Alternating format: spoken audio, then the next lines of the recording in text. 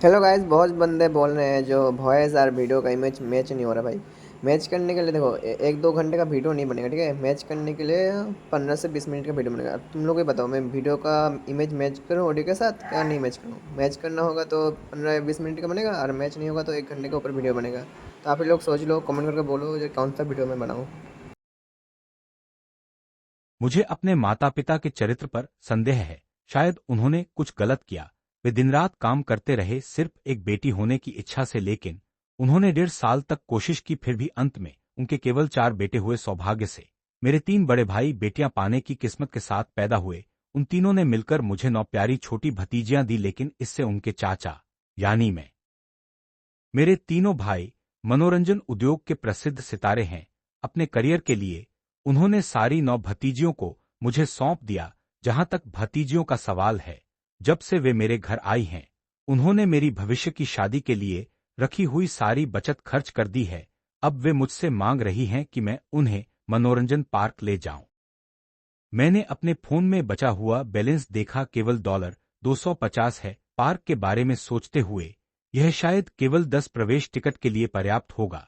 लेकिन जैसे ही मैं उनसे माफी मांगने वाला था, मेरे भ्रमित दिमाग के अंदर एक डींग की आवाज गूंज उठी। बधाई हो मास्टर, आपने चाइल्ड केयर रिच सिस्टम हासिल किया है। जब तक मास्टर बच्चों की अच्छी देखभाल करता रहेगा, आपको उदार पुरस्कार मिलेंगे। उस आवाज को सुनते ही मेरी आंखें चमक उठी। मैंने उत्साह से अपनी भतीजियों से कहा, सब लोग चाचा की सुनो, तुम्हें 5 मिनट मिलते हैं सोचने के लिए। तय करो कि पार्क में क्या खेलना चाहते हो। हमें एक भी मिनट बर्बाद नहीं करना है। आज हम पूरे पार्क में खेलेंगे। मेरी बात खत्म होते ही 9 छोटी छोटी भतीजियां उत्सुकता से चर्चा करने लगीं। कोई फेरिस व्हील चाहता था, तो कोई पहले कैरोसेल। हर एक ने अपनी पसंदीदा खेल का नाम लिया। जैसे ही पार्क का पूरा कार्यक्रम तय हुआ, मैंने अपनी छोटी सेना को लेकर खुशी खुशी मनोरंजन पार्क की ओर बढ़ा। जल्दी ही पार्क पहुंच गए। मुझे नहीं पता कि मेरी भतीजियां इतनी प्यारी हैं या क्या, लेकिन जैसे ही हम मुख्य द्वार से अंदर गए, हमने बड़ी संख्या में दर्शकों का ध्यान आकर्षित किया है। भगवान, 9 बच्चों को सबसे हाई एंड मनोरंजन पार्क में लेकर आ रहा है। क्या उसे दिवालिया होने का डर नहीं? सच में, यहाँ हर सवारी की कीमत 100 युआन है, सिर्फ एक सवारी लगभग 1000 युआन की।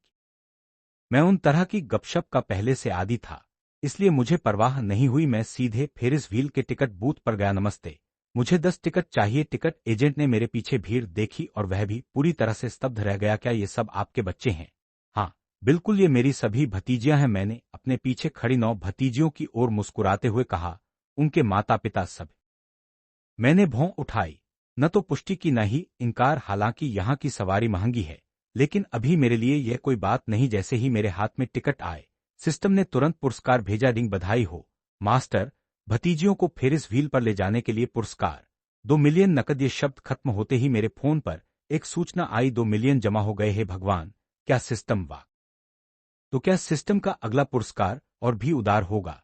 मैंने तुरंत अपनी भतीजियों की तरफ देखा। क्या तुम्हें बाद में कुछ और खेलना है?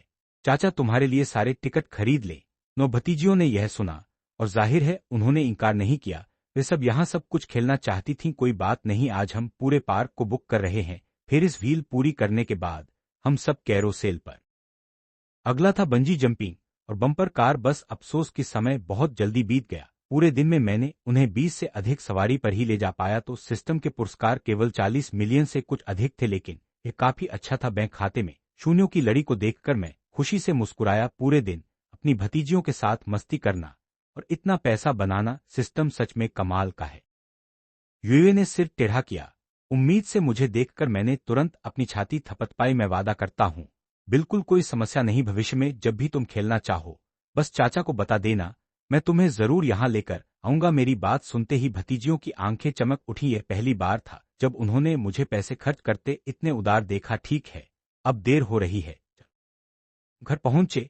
कई लग्जरी कारें दरवाजे के सामने खड़ी थीं। मैंने देखते ही समझ लिया कि मेरे तीनों भाई लौट आए हैं। लिविंग रूम में घुसते ही मैंने अपने माता पिता और तीनों भाइयों को वहीं बैठे देखा। खाने की मेज स्वादिष्ट व्यंजनों से भरी हुई थी। मुझे देखकर पिताजी ने थोड़े नाराज स्वर में पूछा, तुम इतने देर से क्यों आए? भतीजियां दादाजी से डरे हुए, दादाजी, हमने ही चाचा को पार्क खेलने ले जाने के लिए मजबूर किया था, कृपया चाचा को दोष न दें। हाँ, दादाजी हमें आराम कम ही मिलता है, क्या गलत है अगर चाचा हमारे साथ थोड़ा और खेले? ये सुनकर मेरे पिता काफी असहाय महसूस करने लगे। उन्हें चिल्लाने का मौका भी नहीं मिला था और उनकी 9 पोतियां पहले से ही ऐसी थी। ठीक है, दादाजी समझ गए। होने के बाद जैसे ही मैं अपने कमरे में आराम करने जा रहा था, मेरी बड़ी भाभी ने पीछे से मुझे बुलाया। मेरा बड़ा भाई और भाभी उद्योग में टॉप मूवी किंग और क्वीन है, लेकिन अपने करियर के लिए उन्होंने अपनी शादी और बच्चों को छुपा रखा है। लू यांग, क्या तुमने युए और बाकी को पूरा दिन पार्क खेलने ले जाया? मेरी बड़ी भाभी चेन लिंगशु ने चिंता से भरे इसलिए उन्होंने तुरंत अपना फोन निकाला और मुझसे $500,000 ट्रांसफर कर दिया। भाभी, आप क्या कर रही हैं? मैं उनका चाचा हूं, मैंने उन्हें खेलने के लिए बाहर निकाला है। मैं आपसे पैसे कैसे ले सकता हूं? भले ही मैं आपकी भाभी हूं, पर मैंने आपको अपना भाई माना है। आप मेरे 3 बच्चों का इतना ध्यान रखते हो, मैं निश्चित रूप से आपको नुकसान नहीं हूं। तभी मेरी दूसरी भाभी क्याओ लिहोंग की आवाज पास से आई। मेरी दूसरी भाभी उद्योग में एक प्रसिद्ध राष्ट्रीय देवी हैं और मेरा दूसरा भाई उनका सितारा, मैनेजर और गीतकार है। लू यांग, मैंने पैसे ट्रांसफर कर दिए हैं, बाद में चेक कर लेना। यह सुनकर मुझे थोड़ा दोषी महसूस हुआ। वास्तव में तुम्हें मुझे पैसे देने की जरूरत नहीं है, इस सिस्टम ने मुझे पहले ही बहुत पुरस्कार।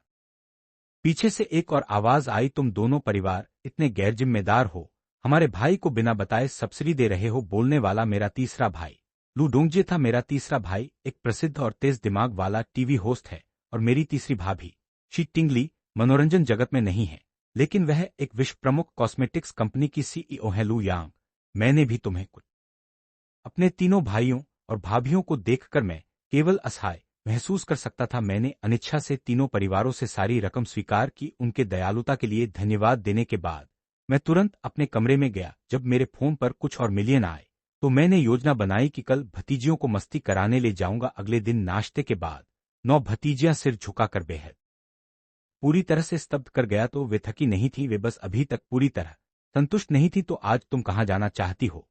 बच्चों ने मेरी बात सुनी और उनकी आंखें तुरंत चमक उठी। मैं प्राचीन सड़क पर जाना चाहती हूँ। पिछली बार पापा ने मुझे वहां से गुजरते हुए बहुत सारी अच्छी चीजें और मजेदार सामान दिखाए थे। वहां बच्चों के लिए हार्मफुल वेशभूषा भी मिलती है। मैं आश्चर्यजनक रूप से सभी 9 भतीजियों ने हाथ ऊपर कर दिया। ठीक है, जल्दी से छोटे कपड़े पहन लो, अपने प्यारे बैग लगा लो, हम 5 मिनट में निकलेंगे। रास्ते में भतीजियां खुशी खुशी मेरे चारों ओर थीं, लेकिन बहुत जल्दी वे सड़क किनारे के स्नैक्स की तरफ आकर्षित हो गईं। चाचा, मुझे कॉटन कैंडी चाहिए, क्या आप मेरे लिए एक खरीद सकते हो?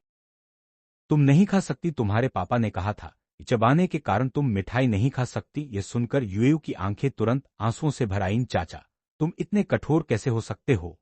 युएयू के माता पिता शीर्ष अभिनेता हैं। उसका छोटा प्रदर्शन मुझे पूरी तरह हैरान कर गया। अनिच्छा से मैं हर एक के लिए एक खरीद सका। कॉटन कैंडी खरीदने में 50 युआन लगे। इस सिस्टम उस राशि के आधार पर मुझे पुरस्कार देता है जो मैं खर्च करता हूं। मैं प्राचीन सड़क की ओर बढ़ते हुए खा रहा था। आज ये प्यारी छोटी लड़कियां सभी गुलाबी राजकुमारी के पोशाक में थी। उनके हाथ में गुलाबी कॉटन कैंडी के साथ उनकी क्यूटनेस ने बहुत सारे दर्शकों का ध्यान खींचा। तभी पीछे से एक आवाज ने मेरा नाम पुकारा। पीछे मुड़कर देखा तो वह मेरा उसे अच्छी तरह से याद करता हूं। स्नातक होने से पहले भी वे अक्सर कक्षाएं छोड़कर अभिनय करते थे। बहुत दिन हो गए। कौन ये 9 बच्चे हैं तुम्हारे साथ? मैंने हंसते हुए वांगशिपिंग को समझाया। ये सब मेरी भतीजियां हैं, ऊंचे स्वर में कहो अंकल वांगशिपिंग। 9 भतीजियां बहुत शिष्ट थीं और तुरंत अंकल वांगशिपिंग को अभिवादन किया। तभी दूर से एक आवाज आई, शिपिंग, तुम वहां क्या? स्रोत की ओर देखते हुए मैंने एक लड़की को देखा जिसके सुंदर मेकअप थे। एक घमंडी महिला जो मुझे सिर से पैर तक आंक रही थी। किसी कारण से जब उसकी नजर मेरे चेहरे पर पड़ी तो वह थोड़ी हैरान सी लग रही थी। वांगशिपिंग ने गला साफ किया और मुझे उससे मिलाया। यह मेरी पूर्व मैनेजर है। लेकिन उससे पहले कि वह खत्म कर पाता, उस सना है चीनीक्षर रूप से इससे मैं थोड़ा असहज महसूस करने लगा। लेकिन फिर भी मैंने शिष्टता से उसका हाथ हिलाया। आपसे मिलकर खुशी हुई मिस झाओ, लेकिन उद्योग में शामिल होना नहीं धन्यवाद। मैं वाकई में रुचि नहीं रखता। इसके अलावा अगर मैं वाकई अभिनय करना चाहता तो मैं अपने भाई और भाभी से बात कर लेता। इसके बाद मैंने शिष्टता से सिर हिलाया और जाने लगा। झाओ यानरू ने मेरी दूर होती हुई छवि को देखा। भौहें तानी, मैं पहली बार किसी से सीधे इनकार किया हूं बहन झाओ, क्योंकि वह नहीं जानता कि उसके लिए क्या अच्छा है। तुम इसे जाने दो। वांगजिपिंग के मन में अचानक घबराहट फैल गई। वह झाओ यानरू के साथ लंबे समय से था और उसने उसे कभी इतना उत्साही नहीं देखा। अगर मैं वाकई सहम जाता तो क्या मैं उसे सीधे ठीक है, चलो पहले सेट पर चलते हैं। झाओ यानरू ने वांग जिपिंग को देखा और फिल्म सेट की ओर बढ़ गई। इसी बीच युए ने सिर टेढ़ाकर मुझे देखा। चाचा, वास्तव में मुझे लगता है मनोरंजन जगत काफी अच्छा है, तुम क्यों शामिल नहीं होना चाहते? मैंने आंख भरी और कहा कि वह दुनिया बहुत गंदी है, यह मेरे लिए उपयुक्त नहीं है, भले ही मेरे भाई और भाभी वहां हों। चाचा, मुझे यह हेयर क्लिप चाहिए, ये बहुत सुंदर है। चाचा, मुझे वह हेडबैंड चाहिए, मुझे भी चाहिए, मुझे वह बालियां चाहिए। कोई बात नहीं, जो चाहो ले लो चाचा, सब खरीदेंगे। मैंने हाथ हिलाया और सब कुछ खरीद लिया। इस बार मैंने 300 युआन खर्च किए। सिस्टम ने तुरंत 3 मिलियन का पुरस्कार दिया। आभूषण की दुकान छोड़कर हम ज्यादा दूर नहीं गए थे कि मैंने वांग जिपिंग। बाकी लोग काफी उत्साहित थे। उदाहरण के लिए मेरे तीसरे भाई की बेटी दिन ने दूर से झाओ यानरू को देखा और तुरंत मेरा हाथ खींचा। चाचा, देखो, क्या वह वही बड़ी बहन नहीं है जो पहले मिली थी? झाओ यानरू ने हमें दूर से देखा, इसलिए वह तुरंत हमारे पास आई। मुख्य अभिनेता को देखो, फिल्म कर रहा है। जब तक तुम मेरी कंपनी में शामिल होना चाह। यानरू ने फिर अपनी नजर नौ भतीजियों की ओर घुमाई। और तुम लड़कियों, क्या तुम्हें शो बिजनेस में शामिल होने में रुचि है? नौ भतीजियों ने जल्दी से सिर हिलाया। हालांकि वे सेठ को पसंद करती थीं, वे बिल्कुल भी उद्योग में शामिल नहीं होना चाहती थी। धन्यवाद बड़ी बहन, लेकिन हम सच में नहीं चाहते। चाचा, चलो कहीं और खेलते हैं। दियन ने मुझे देखा किसी कारण से उनका। कुछ देर बाद हम एक हाम्फू की दुकान पर पहुंचे। दुकान की सलाहकार एक बहुत सुंदर लड़की थी। मुझे 9 भतीजियों के साथ अंदर आते देख वह खुश और आश्चर्यचकित दोनों हुई। ये 9 छोटे फरिश्ते बहुत सुंदर हैं, आप क्या खरीदना चाहती हैं? मैं आपको दिखाती हूँ। इस हाम्फू की दुकान के कपड़े काफी महंगे हैं, यहाँ तक कि साधारण वस्तुओं की कीमत 500 या 600 युआन होती है, इसलिए आप में से हर एक सेट चुनो। मैंने 9 प्यारी भतीजियों को देखा और सहजता से हाथ हिलाया। मेरी बात सुनकर सलाहकार निश्चित रूप से स्तब्ध रह गई। 9 में से हर एक सेट चुनेगा। यह उसे बहुत उत्साहित कर गया। कम से कम कीमत पर भी उसे आज हजारों युआन का कमीशन मिलेगा। लेकिन जैसे ही वह कुछ चुनने के लिए उठने वाली थी, उसने अचानक रुककर मुझसे हिचकिचाते हुए देखा। रुको महोदय, यहाँ एक सेट की कीमत 5 या 600 युआन हो सकती है और महंगे सेट हजारों से भी अधिक हो सकते हैं।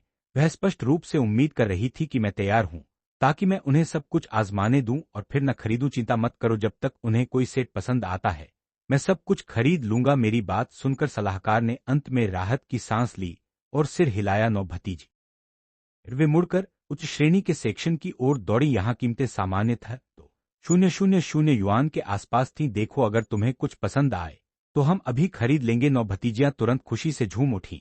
उनके मुंह अनवरत कहते रहे, चाचा, आप सबसे अच्छे हो, मुझे चाचा के साथ खरीदारी करना सबसे अच्छा लगता है। मैंने बस मुस्कुराते हुए उन्हें देखा। फिर मैंने वह पहले नहीं देखा था। धन्यवाद चाचा, मैं इसे अभी पहनने जा रही हूँ। थोड़ी देर बाद युए उस पोशाक में बाहर आई। उसके बाल 2 प्यारे छोटे गुच्छों में सजे थे। इस पोशाक के साथ वह एक पूरी परी जैसी लग रही थी, बहुत सुंदर। तांग तांग उसके बगल में सिर हिलाने लगी। फिर उसने मुझ पर नाराजगी से देखा। चाचा, तुम पक्षपाती हो, तुमने केवल युए की मदद क्यों की? थोड़ी देर बाद सभी 9 भतीजियां पोशाक पहनकर बाहर आईं। वे बहुत प्यारी लग रही थी। मैंने मुस्कुराते हुए सिर हिलाया, लेकिन जैसे ही मैं कार स्वाइप करने वाला था, एक आवाज दरवाजे से आई। दुकानदार, क्या हमने जो हाम्फू सेट 1 महीने पहले ऑर्डर किया था वह तैयार हो गया है? ये फिर से झाओ यानरू थी और वांग जिपिंग उसके पीछे था। जैसे ही उसने मुझे देखा, वाह बड़ी बहन, क्या तुम मेरे चाचा में रुचि रखती हो? क्या तुम हमारी आंटी बनना चाहती हो? झाओ यानरू ने शर्माते हुए हल्की खांसी की। मेरा ऐसा कोई मतलब नहीं था, बस यह संयोग था कि हम मिले। फिर उसने फिर से मेरी ओर देखा, लेकिन चूंकि किस्मत ने हमें फिर से मिलाया है, क्यों न तुम मेरे स्टूडियो में ऑडिशन दो? मैंने फिर भी उसका निमंत्रण ठुकरा दिया। वैसे भी सबने चुना। इन हाम्फू सेटों में सभी काफी महंगे स्टाइल थे। मैंने स्कूल में कभी लू यांग को इतनी उदारता से पैसे खर्च करते नहीं देखा। क्या ये झाओ यानरू को आकर्षित करने के लिए है? यह सोचकर उसका दिल और भी ज्यादा बेचैन हो गया। क्या तुम ये कपड़े खरीदने का इरादा रखते हो? उसने अपने आंखों में अनुकूल मुस्कान लिए पूछा। सवाल पूछा गया। मैंने सिर हिलाया, न तो पुष्टि की, न ही मुझे अपने माता पिता पर गंभीर संदेह है। शायद मैंने वास्तव में कोई स्वर्गीय नियम तोड़ा है। दोनों दिन रात व्यस्त थे, दोनों ही दृढ़ता से एक बेटी के लिए तरस रहे थे। लेकिन उन्होंने 1.5 साल तक कोशिश की और केवल 4 बेटे हुए। क्या आपने ऑनलाइन वायरल हो रहे शॉर्ट वीडियो को देखा है? मैंने भौहें तानी। कौन सा शॉर्ट वीडियो? मैंने पूरा दोपहर अपनी 9 प्यारी भतीजियों को। वीडियो में कोई और नहीं बल्कि मैं और मेरी 9 प्यारी भतीजियां थी। मैं एक पल के लिए स्तब्ध रह गया। मुझे कोई अंदाजा नहीं है इसे किसने शूट किया। चेन लिंगशु और लू शिंगजी मूवी किंग और मूवी क्वीन हैं, लेकिन वे कभी भी अपने 3 बच्चों को सार्वजनिक रूप से दिखाने के पक्ष में नहीं थे। इसलिए उन्होंने अपनी शादी की घोषणा नहीं की। मैं नहीं चाहता था कि युए तांग तांग और बाकी की शू चेन लिंगशु और लू शिंगजी ने इसे नजरअंदाज कर दिया। पहले हम हमेशा सोचते थे कि तीनों बच्चों को सार्वजनिक रूप से दिखाना ठीक नहीं है, लेकिन हमें उम्मीद नहीं थी कि वे किसी अलग तरीके से सभी को परिचित हो जाएंगे। लेकिन यह वास्तव में अच्छा है। कम से कम पपराजी हमेशा हमारे 3 छोटे बच्चों के पीछे पड़े रहेंगे, चेन लिंगशु और लू शिंगजी हंसे। और तभी मैंने राहत की सांस। जब तक वे दोनों मुझे दोष न दें कोई बात नहीं, अगली बार जब मैं बाहर जाऊंगा मैं और सावधान रहूंगा। शॉर्ट वीडियो अब बहुत लोकप्रिय हैं और जब आप 9 बच्चों के साथ होते हैं तो ध्यान आकर्षित करना निश्चित है। लेकिन क्या वे 9 बहुत शरारती थे? उन्होंने आपको कितना पैसा खर्च कराया? चेन लिंगशु ने पूछा। फिर लू शिंगजी की तरफ देखा। लू शिंगजी ने सिर हिलाया। चेन लिंगशु ने मुझसे पाया कि चेन लिंगशु ने मुझे 1 और मिलियन दिया है। चेन लिंगशु और लू शिंगजी मूवी किंग और क्वीन हैं, इसलिए वे जाहिर तौर पर पैसे की कमी नहीं रखते। लेकिन मुझे थोड़ा शर्मिंदगी महसूस हुई। आखिरकार इन 9 बच्चों की देखभाल करते हुए सिस्टम मुझे लगातार पुरस्कार दे रहा है, इसलिए मेरे पास नकद की कमी नहीं है। इस पैसे को भूल जाओ, यह जरूरी नहीं है। ऐसा कहकर मैं तुरंत। आखिरकार भाइयों के बीच कुछ बातें होती हैं जो सीधे नहीं कही जाती, और चूंकि चेन लिंगशु एक महिला है इसलिए ये काम ज्यादा सहज महसूस होते हैं। मैंने आह भरी। ठीक है। तब उसी समय चियाओली होंग और लू रुशवान एक साथ लौटे, अभी भी नए गीतों के बोलों पर चर्चा कर रहे थे। ठीक है, चलो उसी पर फैसला करते हैं, बाद में हम फिर से तारों को जांचेंगे।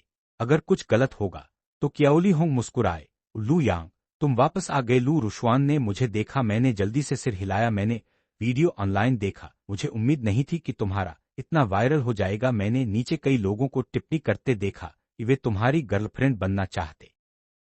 क्या लियू यांग की पहले से गर्लफ्रेंड है? ऊपर से आवाज आई। मैंने ऊपर देखा और लियू जीली को देखा। मैं मजबूरी में अपनी नाक रगड़ा। पिताजी, आप क्या सोच रहे हैं? मैं पहले से ही गर्लफ्रेंड कैसे रख सकता हूँ?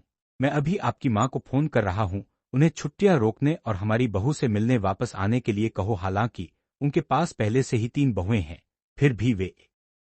लू रुशवान ने जल्दी से लू जीली को रोका। बस इतना है कि लू यांग और 9 भतीजियों को एक शॉर्ट वीडियो में फिल्माया गया है और कुछ लोगों ने सोचा कि तुम्हारा बेटा अच्छा दिखता है, इसलिए वे कह रहे हैं कि वे लू यांग की गर्लफ्रेंड बनना चाहते हैं। मैंने चुपके से लू रुशवान की आस्तीन खींची, उसे चुप रहने का संकेत दिया। मेरे पिता मुझे जल्दी से गर्लफ्रेंड ढूंढने के लिए कह रहे थे और अब यह सुनकर मुझे डर था कि वे फिर से चिढ़ाने लगेंगे जैसा कि उम्मीद थी। लूजीली ने हाथ हिलाया। अगर वाकई कोई उपयुक्त है तो उन्हें आने के लिए कहो। मैं कुछ हद तक असहाय था। पिताजी, आप क्या सोच रहे हैं? वे ऑनलाइन लोग बस मजाक कर रहे हैं। वे निश्चित रूप से ऐसा नहीं सोचते। ज्यादा मत सोचो। इसके अलावा मेरे साथ ऐसी बातें मत करो। तुम जल्दी से गर्लफ्रेंड नहीं ढूंढोगे या जल्दी शादी नहीं करोगे। अपने तीनों भाइयों को देखो, हर एक के 3-3 कीमती बच्चे हैं, जबकि तुम्हारे पास कोई गर्लफ्रेंड नहीं है, बस अकेले हो। मैंने आह भरी। हम फिर से क्यों इस विषय पर आ गए? पिताजी, जल्दबाजी मत करो, हमें अभी भी लू यांग से कुछ बातें करनी है। क्या आप पहले वापस चले जाना? लू रुशवान ने गला साफ किया। क्योंकि मैंने यह शुरू किया है, मैं लू यांग की मदद करूंगा। लू जीली ने ठंडी हंसी दी। तुम भाई उसे ठीक से सलाह देना भी नहीं जानते और तुम्हारे जानने वालों में से कोई उसे नहीं मिलवा सकता, भले ही हम किसी को मिलाए। लू यांग उन्हें पसंद न करे। हम अनावश्यक हस्तक्षेप नहीं करना चाहते। लू शिंगजी थोड़ा असहाय लग रहा था। अनावश्यक हस्तक्षेप? वह तुम्हारा छोटा भाई है। आमतौर पर मेरे सारे भाई मेरे प्रति बहुत अच्छे हैं और मुझे कभी पैसे की कमी नहीं होती, लेकिन रिश्तों के मामले में वे सच में कभी हस्तक्षेप नहीं करते। आखिरकार तीनों जोड़े प्यार में शादीशुदा हैं। पिताजी, मेरी राय में आपको इन मामलों में दखल नहीं देना चाहिए। किस्मत सच में आए तो भले ही लू यांग गर्लफ्रेंड न ढूंढे, गर्लफ्रेंड उसे ढूंढेगी। लू शिंगजी ने लू जीली को मनाया और लू जीली अंत थोड़ा शांत हुआ। वैसे भी तुम्हें लू यांग पर नजर रखनी चाहिए। अगर कोई उपयुक्त है तो उसे जल्दी से मिलवाओ, उसे हमेशा अकेला मत रहने दो, समझे? वे सब जल्दी से सिर हिलाने लगे वे निश्चित रूप से लू जीली की इच्छा के अनुसार चलेंगे। तभी लू जीली ने आह भरी और वापस चले गए। जैसे ही वे चले गए, क्याओली होंग और लू डोंगजी भी आए। उन्होंने भी शॉर्ट वीडियो के बारे में बात की। वास्तव में अगर वीडियो में बच्चों के चेहरे दिखाए गए हैं तो कोई बात नहीं, ज्यादा उदास मत होना। लू डोंगजी ने मुझे सांत्वना दी। मैंने सिर हिलाया। मुझे पता है, लेकिन मैं सोच रहा था वे 9 अभी भी बहुत छोटे हैं, उन्हें सच में कर। लू डोंगजी ने क्याओली होंग की ओर देखा और क्याओली होंग ने समझते हुए मुझसे पैसे ट्रांसफर कर दिए। लू रुशवान ने फिर अपना माथा थपथपाया। अगर तुम लोग नहीं बताते तो मैं भूल जाता, हम उसे कुछ भेज देते हैं। क्याओली होंग हंसी। मैंने अभी भेजा है, चिंता मत करो। मुझे पता है मेरे तीनों भाभी ऐसा करते देख मैं थोड़ा असहाय महसूस करता हूँ। सच में मैंने सुना कि आज चाचा ने बीजिंग के बाहर एक विला खरीदा है। तांग तांग अभी कपड़े बदलकर बाहर आई और उसने लू शिंगजी को ये बताया। लू शिंगजी थोड़ा आश्चर्यचकित था। तुमने कब विला खरीदा? भले ही हम तुम्हें पैसे भेजते रहे हैं, बच्चे हाल ही में काफी खर्च कर चुके हैं और वह विला कम से कम कुछ मिलियन का होगा। लू शिंगजी ने भौहें तानी। उसकी आंखें चिंता से भरी थीं। लू रुशवान ने थोड़ी देर हिचकिचाया, लेकिन फिर भी बोला, हाँ, भले ही हमारा परिवार अमीर है, भले ही तुम किसी समस्या में पड़ो और हम इसे ढक दें, लेकिन अंत में ये अच्छी बात नहीं है, समझे? लू डोंगजी ने कहा। मैं स्तब्ध रह गया। ऐसा लग रहा था कि मेरे भाई बहन गलतफहमी में हैं। वे निश्चित रूप से नहीं सोचते कि मेरा पैसा अवैध स्रोतों से आया है। क्या वे? चिंता मत करो।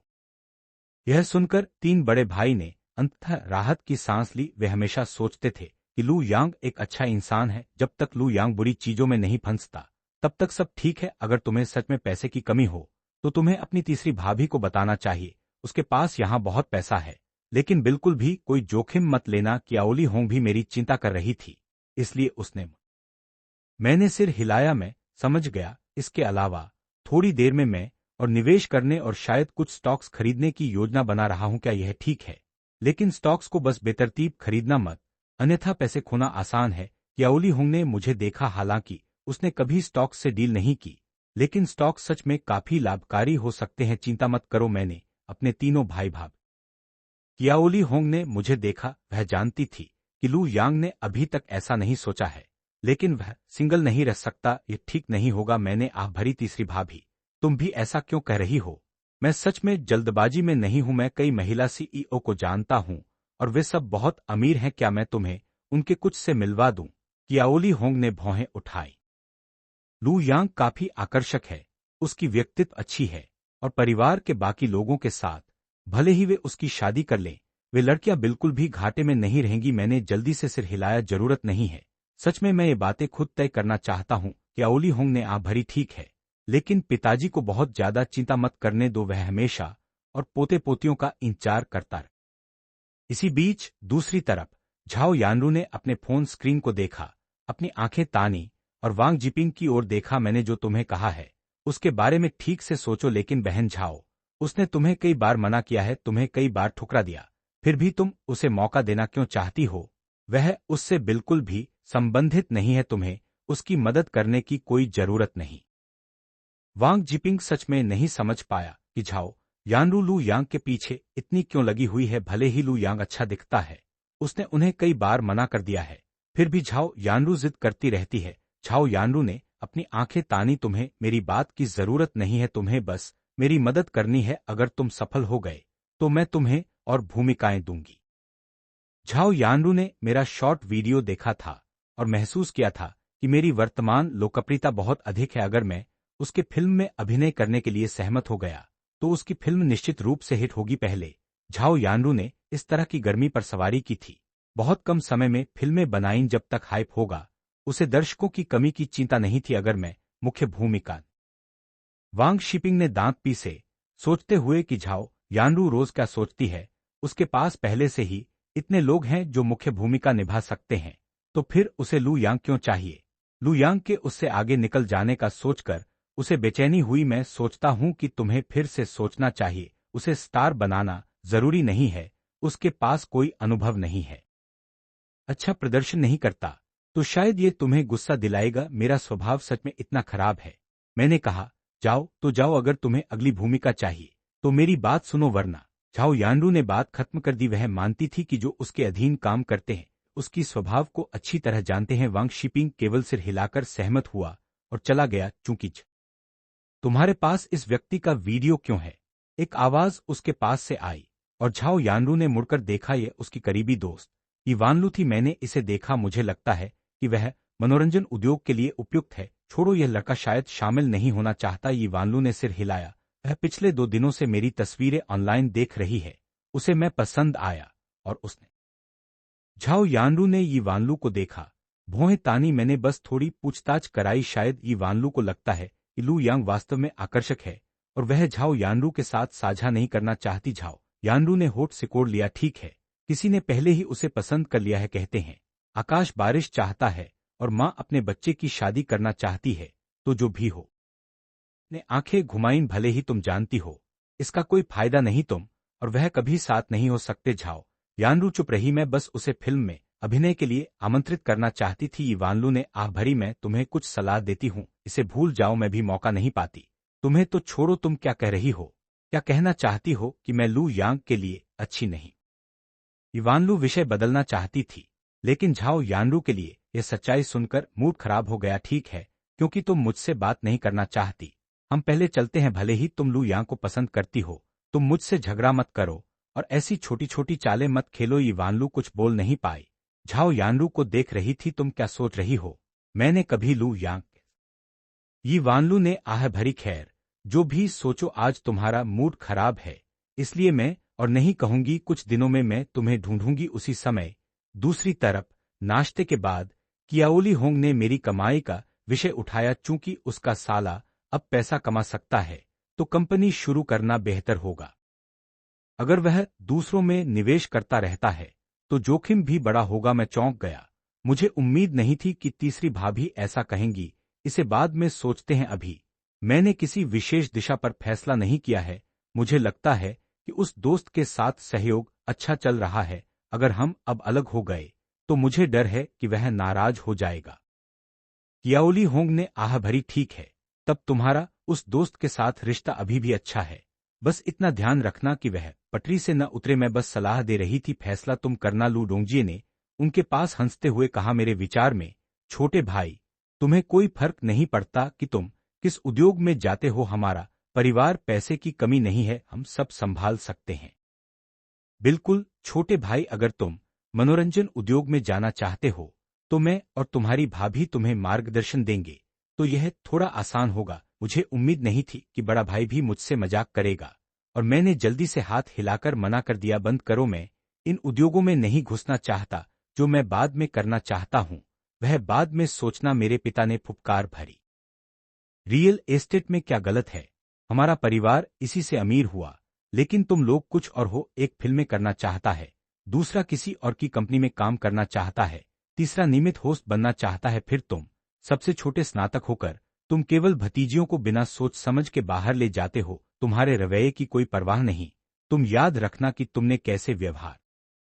इस बूढ़े आदमी ने अपने आधे जीवन की मेहनत से यह वातावरण बनाया और फिर भी तुम में से कोई मेरी नहीं सुनता। ठीक है, मैं तुम्हें और प्रबंधित नहीं कर सकता, इसलिए मैं कंपनी खुद चलाता रहूंगा। अगर बाद में यह नहीं चला तो छोड़ दो, मैं बस एक दत्तक पुत्र ढूंढ लूंगा और कंपनी उसे दे दूंगा। अनपेक्षित रूप से जैसे ही उसने यह कहा, चारों भाइयों की आंखें चम।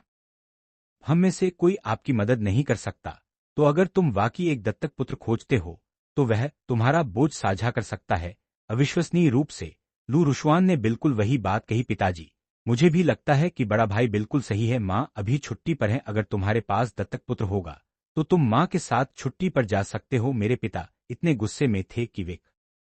छोटे भाई, मुझे लगता है कि तुम्हें इसे करना चाहिए। उसके बगल में 2 भाई भी सहमत हुए। हाँ बिल्कुल, भले ही तुम अब अपनी सहपाठी के साथ सहयोग कर रहे हो और बाद में स्टॉक मार्केट खेलने की योजना बना रहे हो, यह दीर्घकालिक योजना नहीं है। पिताजी की कंपनी संभालना सबसे महत्वपूर्ण है। मैंने आंखें घुमाईं। तुम भाई फिर से काम मुझ पर डाल रहे हो? चेन लिंगशुन। तभी 9 भतीजियां खाना खत्म करके मेरे पास दौड़ी। चाचा, आज बाहर जाकर खिलौने खरीदते हैं। हमारे सारे पुराने खिलौने टूट गए हैं, हम ने खरीदना चाहते हैं। मैंने अपनी 9 भतीजियों को देखा और सिर हिलाया। जरूर, कोई समस्या नहीं, जो चाहो खरीदो चाचा, सबका खर्च उठाएंगे। एक दूसरे को देखते रहे। लू यांग पहले से ही बच्चों की मदद कर रहा है, उससे इतना मांगना थोड़ा ज्यादा नहीं है। लू डोंगजी ने गला साफ किया। अरे छोटे भाई बस मानो कि मैंने अभी कुछ नहीं कहा। मैंने मुस्कुराते हुए जवाब दिया, मेरे तीनों भाई, अगर मैं सच में रियल एस्टेट में रुचि रखता तो मैं पिताजी की मदद करता, लेकिन मैं सच में ऐसा नहीं चाहता। ठीक है, हम बाद में पिताजी से इस बारे में और बात करेंगे और देखेंगे कि रियल एस्टेट कंपनी को कैसे संभालना है। मैंने राहत की सांस ली और अपनी नौ भतीजियों को देखा। चलो चलो बाहर जाकर कुछ खिलौने खरीदते हैं। नौ भतीजियां खुशी से चिल्लाईं और जोर से ताली बजाईं। शानदार शानदार चाचा, चलो चलते हैं। कियाओली होंग ने उनकी नौ प्यारी बेटियों को देखकर हंसाए। आज चाचा तुम्हें मेरे नए विला में खेलने ले जा रहे हैं, लेकिन पहले हमें खिलौने खरीदने हैं। खरीदारी पूरी करने के बाद हम मेरे नए विला जाएंगे। नए विला में एक बड़ा पिछवाड़ा और स्विमिंग पूल है, तुम लोग वहां लंबे समय तक खेल सकते हो, फिर घर लौटेंगे। फिर मैंने नौ छोटी भतीजियों को खिलौने की दुकान की ओर ले गया। नौ भतीजियां विभिन्न उम्र की थीं। सबसे बड़ी खिलौने की दुकान पर पहुंचते ही दुकान का मालिक मुझे आश्चर्य से देखकर बोला, क्या ये सब आपकी भतीजियां हैं? मैंने मुस्कुराते हुए अपनी नौ भतीजियों की ओर देखा। हाँ, जब तक वे खुश हैं। खिलौनों की कीमत 5,000 युआन थी। तभी सिस्टम ने आवाज दी, डिंग, बधाई हो मास्टर, तुम्हें 50 मिलियन युआन का पुरस्कार मिला है। मैंने अपनी नौ भतीजियों को देखा। चलो चाचा, तुम नए विला पहुंचकर मैंने नौ छोटी भतीजियों को सीधे पिछवाड़े की ओर ले जाया। वहां एक बहुत बड़ा स्विमिंग पूल था। तांग तांग ने उत्सुकता से दूसरों को देखा। चलो तैराकी करते हैं, ये कितना अच्छा है, हम भी खेलना चाहते हैं। मैंने मुस्कुराते हुए उन भतीजियों के लिए जो तैरना नहीं जानती थी स्विमिंग रिंग्स लेकर आया। यहाँ खेलो चाचा, हमें तैरना सिखाओ, युए ने। बिल्कुल ठीक है। फिर मैं सीधे पानी में कूद गया ताकि उन भतीजियों के लिए उदाहरण पेश कर सकूं जो तैरना नहीं जानती थी। सौभाग्य से ये लड़कियां सभी बहुत होशियार थीं। सबसे छोटी, जो केवल 6 साल की थी, जल्दी सीख गई। मैंने उन्हें प्रशंसा में अंगूठा दिखाया। मेरी प्यारी बेटियों, तुम बहुत अच्छी तरह सीख गई हो, यह शानदार है चाचा, तुम अद्भुत हो। उसी समय सिस्टम ने फिर से डिंग किया, बधाई हो मास्टर, तुम्हें अपनी भतीजियों से प्रशंसा मिली है, पुरस्कार है ज्वेल विजन। मैंने भौहें चढ़ाईं। ज्वेल विजन क्या है? अपने विला को देखते हुए मैंने अचानक इसके ऊपर 8 मिलियन लिखा हुआ देखा। क्या इसका मतलब है कि मैं इन सब चीजों की कीमत देख सकता हूं? तो यह है ज्वेल विजन। मैंने थोड़ी रगड़ी और घर पर रखे प्राचीन वस्तुओं और खजानों के बारे में सोचते हुए घर जाने का फैसला किया। ठीक है, आज इतना ही सीख लिया, अब चलो वापस चलते हैं। दोपहर का खाना होने वाला है, अगर हम अभी वापस नहीं गए तो तुम्हारे माता पिता और दादाजी चिंतित हो जाएंगे। नौ छोटी भतीजियां सभी ने सहमति में सिर हिलाया। हाँ चाचा। घर लौटकर मैंने जानबूझ तभी युए मेरे पास दौड़ी। चाचा, कृपया हमारे साथ पहेली खेलो। वह पहेली बहुत बड़ी है, हम थोड़ा भ्रमित हैं और नहीं जानते कि क्या करना है। मैंने से घुमाया, सहमति में सिर हिलाया, पास गया और उनके साथ बैठकर पहेली लगाई। लू जीली ने यह साइड से देखा और संतुष्टि में सिर हिलाया। हालांकि लू यांग की अभी तक कोई गर्लफ्रेंड नहीं है, वह बच्चों की देखभाल में काफी मैंने तांग तांग और बाकी को इस कारण डांटा भी था, मुख्य रूप से क्योंकि तांग तांग और बाकी लू यांग का बहुत पैसा खर्च कर देते हैं। हो सकता है इसे वहन न कर सके, भले ही हमारे परिवार के पास पैसे की कमी नहीं है। लू यांग ने खुद अभी तक ज्यादा कमाई नहीं की है। मुझे यह भी नहीं पता कि लू यांग कब कभी अपनी गर्लफ्रेंड को घर लाएगा ताकि मैं उससे मिल सकूं। क्या उसके शॉर्ट वीडियो के नीचे कई टिप्पणियां नहीं थीं कि वे उसकी गर्लफ्रेंड बनना चाहते हैं?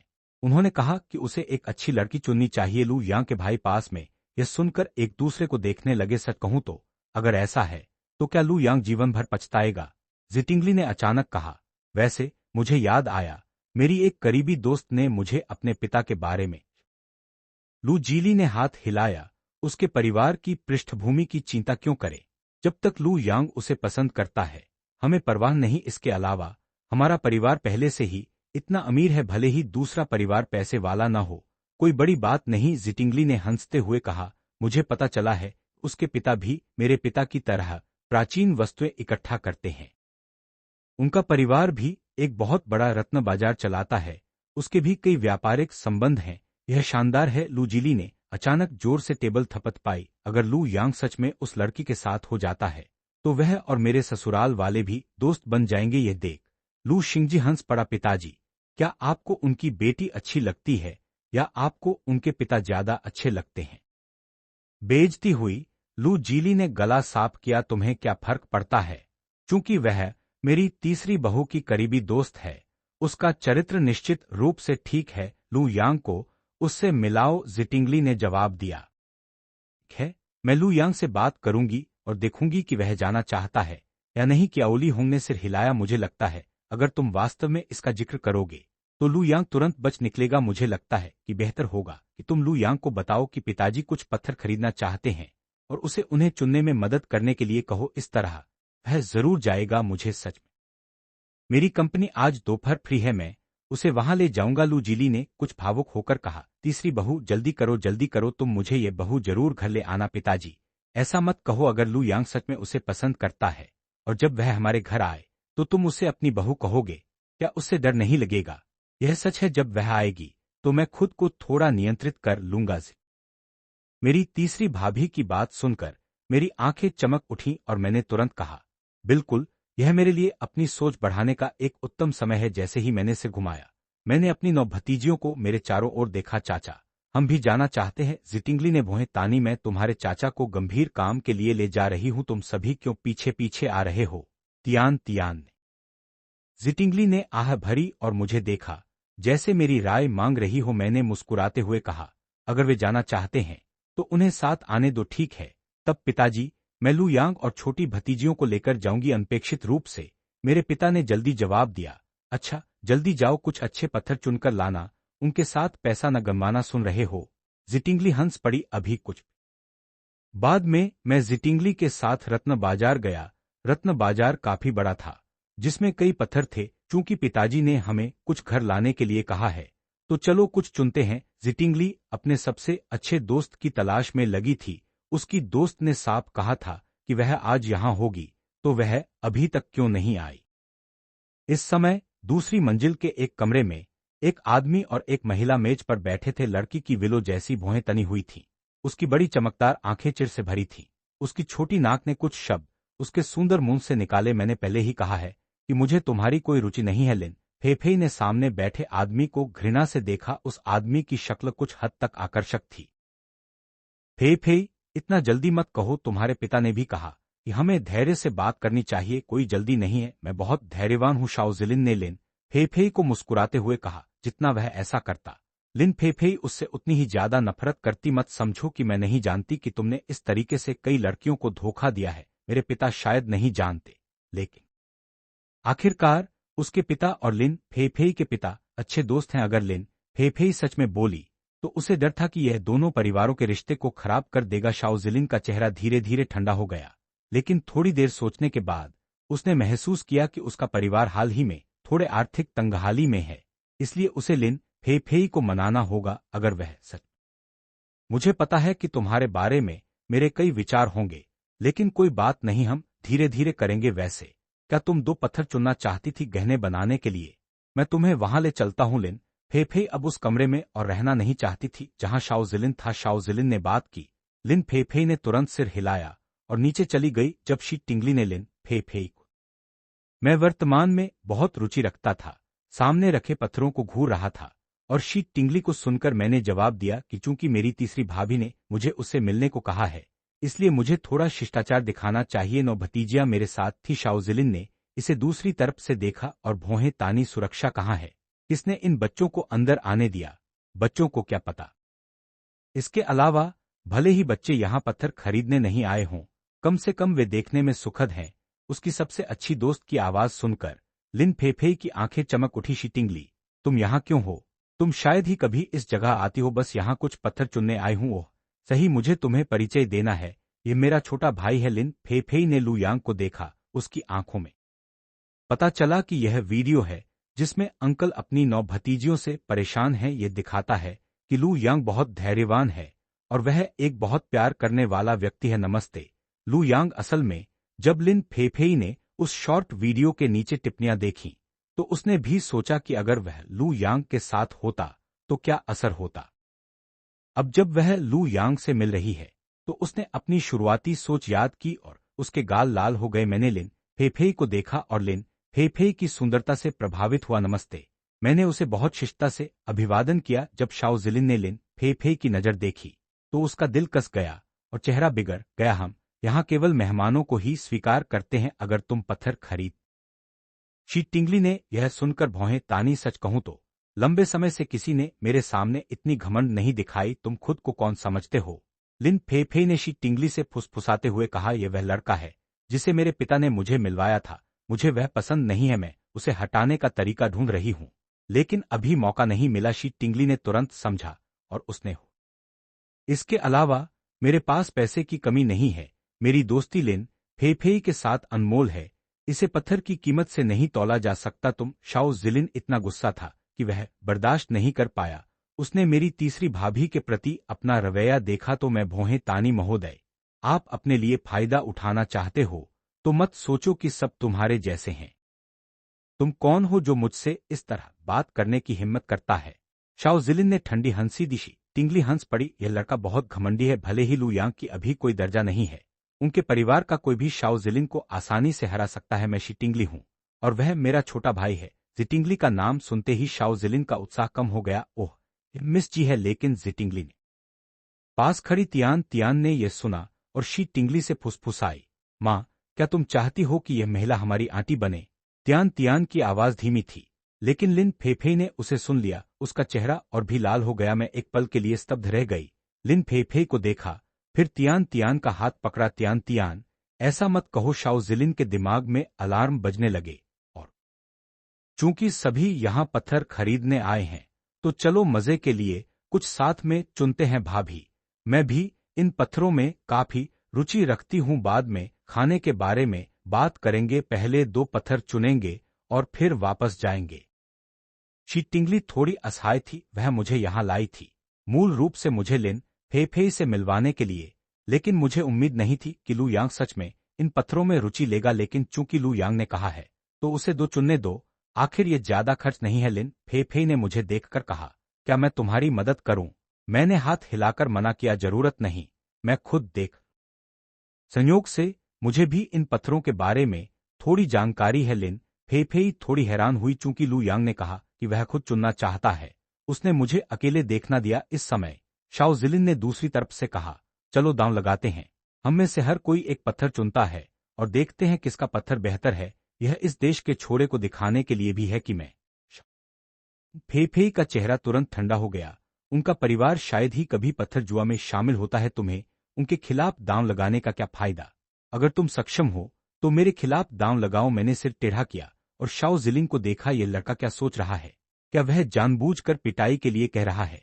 मेरे अंदर सिस्टम है, कोई भी पत्थर ढूंढना आसान है। एक इस समय जिटिंगली ने भौहें तानी, ये व्यक्ति इतना ताना क्यों मार रहा है? मेरी भतीजियों ने एक साथ आवाज लगाई, अरे मिस्टर, हमारे अंकल बहुत कमाल के हैं। शाओ जिलिन ने सिर हिलाया, फिर सीधे मेरी ओर देखते हुए कहा, चूंकि तुम अभी दांव लगाने की हिम्मत नहीं रखते, तुम बच्चों को अब अंकल नहीं कहना चाहिए। लेकिन मुझे लगता है कि तुम घर पर रहकर बच्चों की देखभाल कर। हम कुछ और करते हैं, जैसे कि महिला बन जाते हैं। जब वे अभी आए थे, आसपास के लोग पहले ही ध्यान दे चुके थे। शाओ जिलिन की बातें सुनकर सब लोग जोर से हंस पड़े। मैं शुरू में कुछ नहीं कहना चाहता था, लेकिन मुझे उम्मीद नहीं थी कि विरोधी मुझे बार बार उकसाएगा। सुनो मिस्टर, ऐसा लगता है कि हम एक दूसरे को भी नहीं जानते। जो मैं करता हूं वह तुम्हारा काम नहीं। इसके अलावा भले ही मैं अपनी नौकीमती भतीजियों की देखभाल कर रहा हूं तो क्या हुआ? कौन कहता है कि पुरुष बच्चे नहीं देख सकते?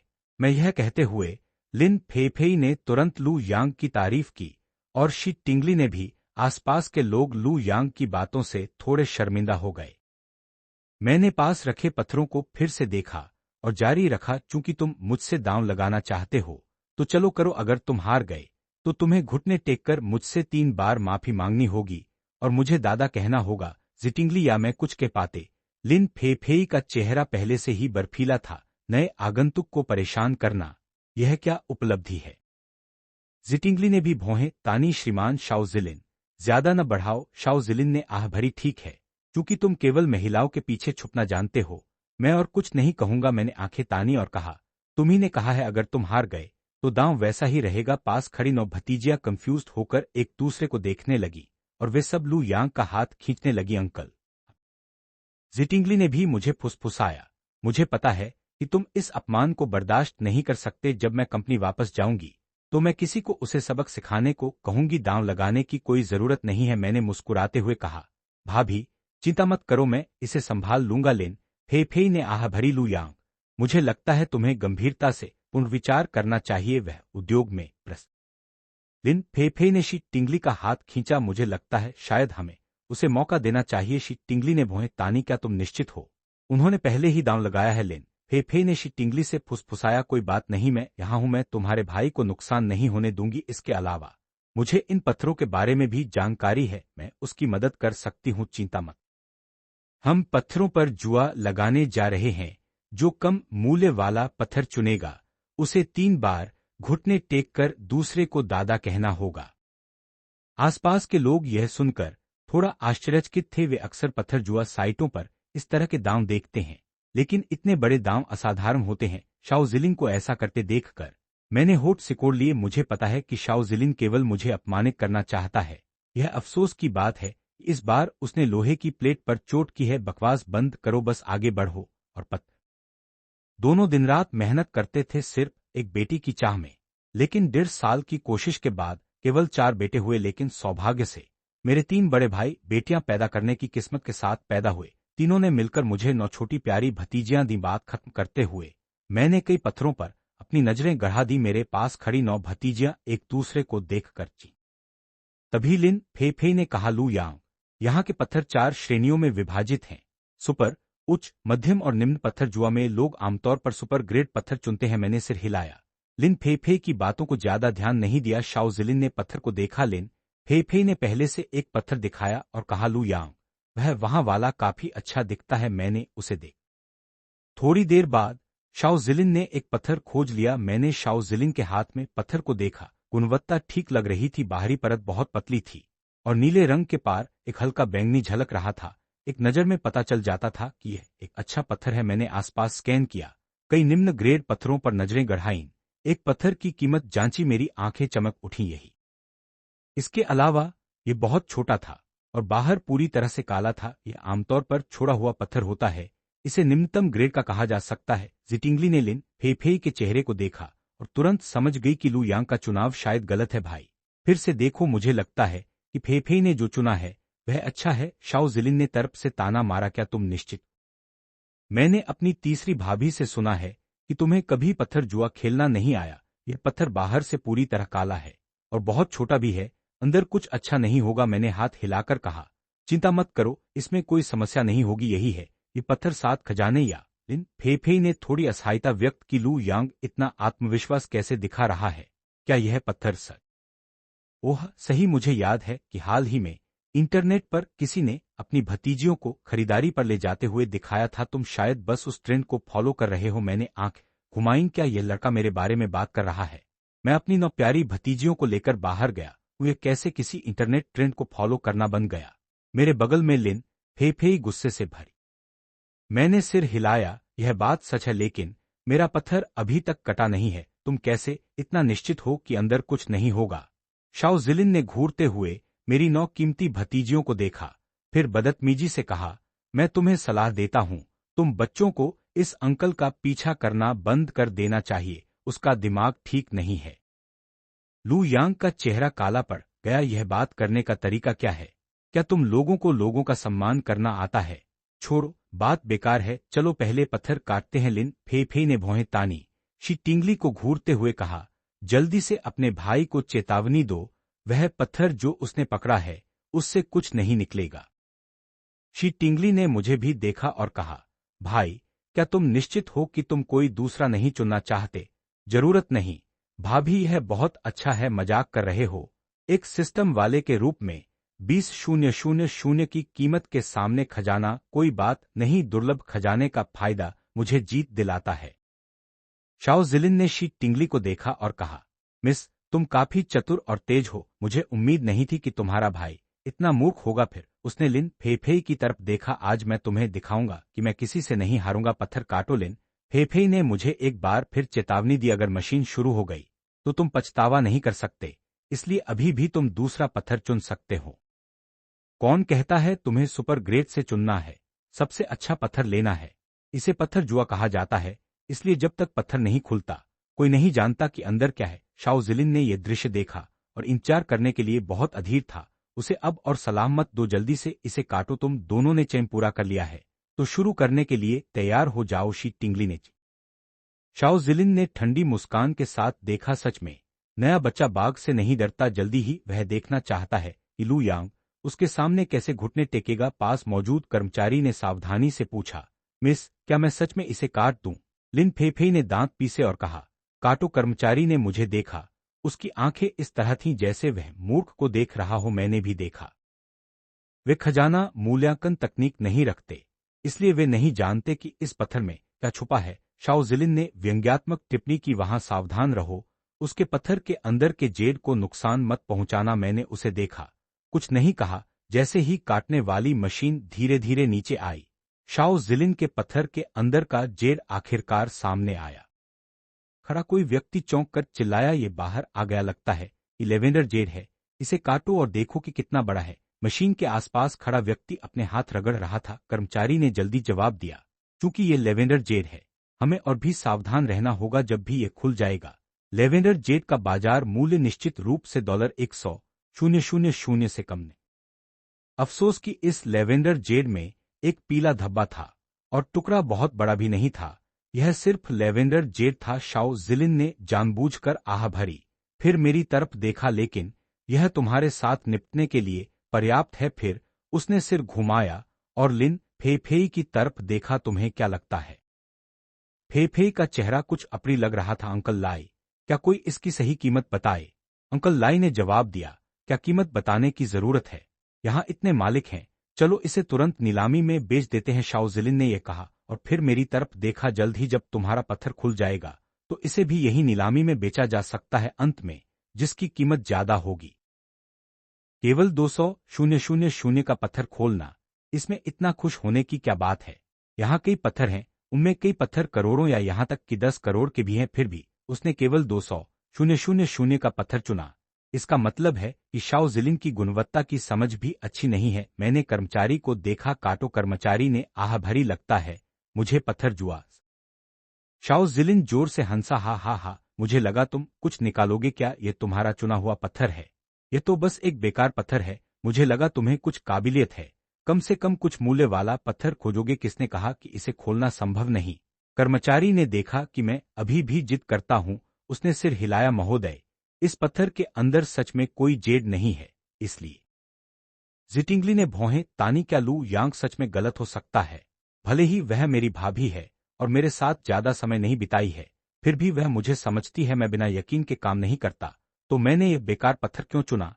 लिन फेफेई ने आह भरी। जैसे ही लिन फेफेई बोलने वाली थी, शाओ जिलिन ने फिर से कहा, मैंने कहा था बच्चों, उसे अंकल कहना बंद करो। वह पहले किसी ने उससे कहा कि वहां के पत्थर सुपर ग्रेड हैं, फिर भी उसने सबसे निम्न ग्रेड का पत्थर चुना। अब जब एक बेकार पत्थर खुल गया है, वह कहता है कि अंदर कुछ है। क्या तुम हमें मूर्ख समझते हो? मैंने सिर हिलाया। ये लड़का खुद गुणवत्ता देखना नहीं जानता, फिर भी यहां आकर घमंड करता है। देखते हैं कि वह कितनी जल्दी अपना मुंह दबाएगा। क्या तुम नहीं जानते कि पत्थर जुआ का सबसे बड़ा टेबू अधीर होना है? मेरा पत्थर अभी कट नहीं हुआ है, तुम्हें जल्दी क्या है? इसका मतलब है मेरे पास अभी भी जीतने का मौका है। शाओ जिलिन ने सिर घुमाया और लिन फेई को देखा। क्या तुमने सुना? उसने कहा कि उसका पत्थर कुछ दिखाएगा। क्या सबने यह साफ सुना? सबने सिर हिलाया। किसी ने आह भरी और कहा, जब नए लोग इस उद्योग में आते हैं तो वे चीजें गलत देख सकते हैं। कोई बात नहीं, अगली बार अधिक प्रयास करो। ये सही है। जब मैंने पहली बार पत्थर जुआ खेलना शुरू किया था तो मैं भी अक्सर बेकार पत्थर खरीदता था। दोनों धीरे से बोले, क्या तुम दांव के बारे में याद कर रहे हो? उसे कोई काबिलियत नहीं है, फिर भी उसने किसी से दा। अंकल, क्या तुम सच में अनुमान नहीं लगा सकते? युए ने सिर टेढ़ा कर मुझे देखा। लू यांग थोड़ा असहाय था। यह सच में बेकार पत्थर लगता है, भले ही मैंने इसे कभी छुआ नहीं हो। मैं इसे अक्सर वीडियो में देखता हूं। कितना अफसोस की बात है। वास्तव में मुझे लगता है तुम उस सुंदर बहन के मार्गदर्शन को सुन सकते थे। मुझे लगता है वह बहुत सुंदर है, तुम उसे हमारी आंटी क्यों नहीं बनाते? शाओ जिलिन ने यह सुना और उसका चेहरा अप्रिय हो गया। काफी हो गया, विषय से हटो। चूंकि तुमने पत्थर काट दिया है तो क्या तुम दांव के अनुसार 3 बार घुटने टेक कर मुझे दादा नहीं कहोगे? मैंने भौहें तानी। क्या ये व्यक्ति इंसानी भाषा नहीं समझता? मैंने पहले ही कहा है, मेरा पत्थर पूरी तरह कट नहीं हुआ है। मैंने फिर से कर्मचारी को देखा। कृपया यहां से थोड़ा काटो, लेकिन ज्यादा गहरा मत काटो ताकि मेरा पत्थर खराब न हो। कर्मचारी की आंखें खुल गईं। उसने कभी इतना कठोर और बेहयाई वाला व्यक्ति नहीं देखा क्या यह सिर्फ नुकसान नहीं है, वह इसे।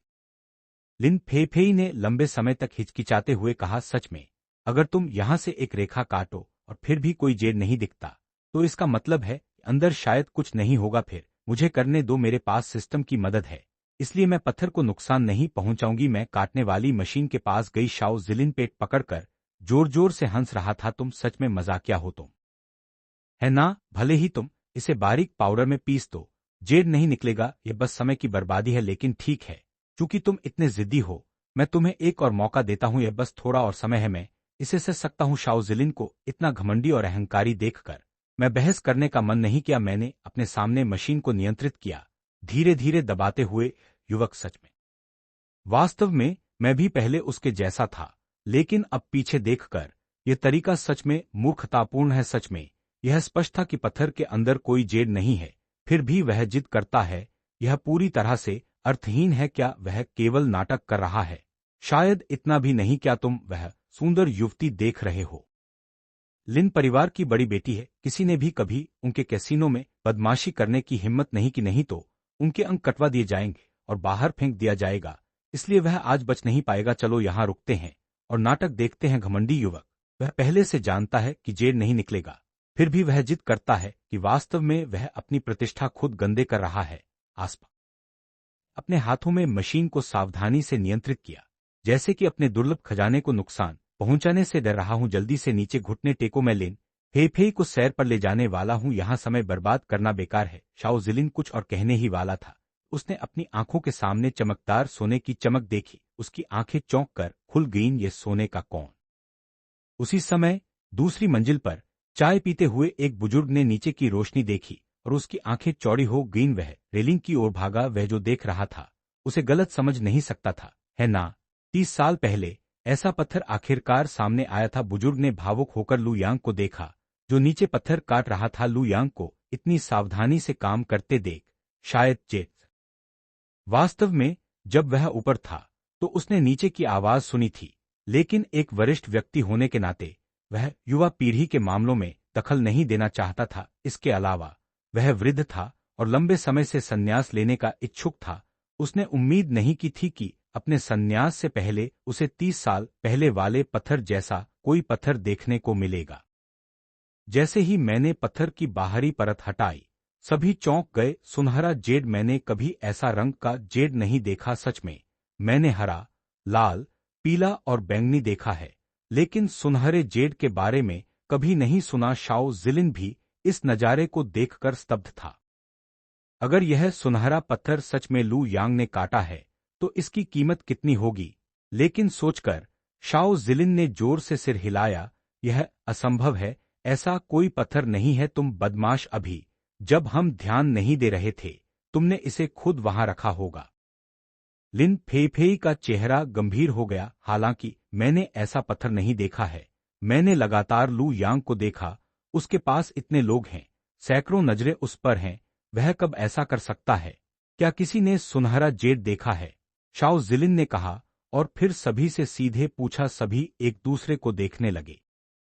सच कहूं तो उन्होंने सच में कभी सुनहरा जेड नहीं देखा। लिन फेफेई ने ठंडी हंसी दी। केवल इसलिए कि हम नहीं देखते इसका मतलब यह नहीं कि ऐसा जेड मौजूद नहीं है। अंकल लाई, कृपया इसकी जांच करो। अंकल लाई ने जल्दी से सिर हिलाया, क्योंकि यह लिन फेफेई का आदेश था, उसे पालन करना पड़ा। मैं भी जल्दी में नहीं था। इतने भीड़भाड़ वाले जुआ स्थल पर कोई न कोई होगा जो माल पहचान सकता है। मैंने सुना है कि 30 साल पहले यही एक प्रकार का सुनहरा जेड सामने आया था। इसे समरा अमर सोना कहा जाता है। मुझे गंभीरता से शक है कि मेरे माता पिता ने कोई स्वर्गीय नियम तोड़ा होगा। दोनों दिन रात मेहनत करते थे सिर्फ एक बेटी की चाह में, लेकिन 1.5 साल। इसी बीच दूसरी मंजिल पर बुजुर्ग चाय पी रहे थे। नीचे की रोशनी देखकर उनकी आंखें चमक उठीं, उनकी भावनाएं उमड़ पड़ी। उन्होंने उम्मीद नहीं की थी कि 30 साल बाद जब वे संन्यास लेने वाले थे, वे 30 साल पहले वाले पत्थर जैसा कोई पत्थर देखेंगे। जब मैंने पत्थर पूरी तरह काट लिया तो वह सुनहरा जेड था और सभी चौंक गए। सुनहरा जेड, मैंने ऐसा रंग का जेड कभी नहीं देखा। शाओ जिलिन भी इस नजारे को देखकर स्तब्ध था। अगर यह सुनहरा पत्थर सच में लू यांग ने काटा है तो इसकी कीमत कितनी होगी? लेकिन सोचकर शाओ जिलिन ने जोर से सिर हिलाया। असंभव है, ऐसा कोई पत्थर नहीं है। यह बच्चा निश्चित रूप से हमें धोखा दे रहा है। ध्यान नहीं देकर इसे वहां रखा। लिन फेइफेई का चेहरा बेहद गंभीर था। शाओजिलिन, क्या तुम सपने देख रहे हो? इतने लोग यहाँ हैं, सैकड़ों निगाहें लू यांग पर हैं। वह कब इतना समय लेकर पत्थर बदल सकता है? इस समय शाओजिलिन ने फिर कहा, क्या किसी ने सुनहरा जेड देखा है? सभी एक दूसरे को देखकर बोले कि वे सच में कभी नहीं देखे। लिन फेफेई ने ठंडी हंसी दी। इसे नहीं देखना इसका मतलब नहीं कि यह मौजूद नहीं है। फिर उसने कर्मचारियों को जांच करने के लिए कहा। तभी भीड़ में किसी ने कहा, मैंने सुना है कि 30 साल पहले यहां एक प्रकार का सुनहरा जेड आया था। इसे सम्राट अमर सोना कहा जाता है। शाओजिलिन ने सिर हिलाया। वह नहीं मानता कि लू यांग ऐसा दुर्लभ जेड काट सकता है, खासकर सभी। ये सच में वह सम्राट अमर सोना है। यह जेड कुछ दशकों में केवल एक बार आता है। यह वास्तव में एक अनमोल किंवदंती खजाना है। तब दूसरी मंजिल के एक निजी कमरे से एक टोपी पहने आदमी बाहर आया। महोदय, क्या आप यह जेड मुझे बेचने को तैयार हैं? मैंने टोपी वाले आदमी को देखा, भौहें तानी और पूछा, मैं जानना चाहता हूं कि आप क्या कीमत दे रहे हैं, महोदय। इसलिए टोपी वाले आदमी ने 10 मिलियन की पेशकश की। मौजूद सभी लोग चौंक गए। इतना छोटा जेड क्या सच में इतना मूल्यवान है? मैंने ठंडी हंसी दी और सिर हिलाया। यह व्यक्ति मुझे मूर्ख समझता है। फिर मैंने धीरे धीरे कहा, अगर आप, महोदय, इस जेड को खरीदने का कोई सचमुच इरादा नहीं रखते तो छोड़ दीजिए।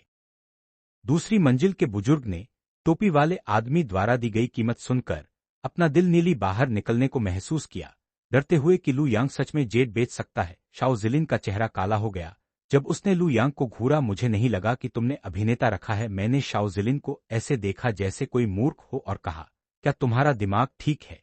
तुमने मुझे दांव के फिर मैंने 50 मिलियन की पेशकश की। तुम क्या सोचते हो? भीड़ फिर से स्तब्ध हो गई। यह असंभव है, यह पत्थर 50 मिलियन का है। वहीं शाओजिलिन का पत्थर अभी अभी 200,000 में बिका। मैंने आंखें घुमाईं। विरोधी ने पहले ही 2 बार कीमत बताई। मुझे मूर्ख समझते हुए मैं इसे उसे क्यों बेचूं? माफ करना, मेरा जेड तुम्हें नहीं बेचूंगा। ये देखकर दूसरी मंजिल का बुजुर्ग समझ गया कि लू यांग जेड का असली मूल्य जानता है। शाओजिलिन ने ठंडी हंसी दी, फिर बेवकूफ की तरह कहा, कौन जानता है कि तुम और टोपी वाला आदमी अभिनय कर रहे हैं? तुम कहते हो कि यह सम्राट अमर सोना है, लेकिन क्या तुम निश्चित हो? यह 30 साल में नहीं आया है। कौन जानता है कि यह असली है? जल्दबाजी क्यों? इसके अलावा 30 साल पहले वाला सम्राट अमर सोना हमारे परिवार के घर से आया था। क्या मैं लू यांग की मदद करूंगी? लिन फेफेई ने मुझे देखा, फिर जिटिंगली से फुसफुसाई, तुम्हारा छोटा भाई सच में अद्भुत है। उसी समय ऊपर वाला टोपी वाला आदमी चुप रहा।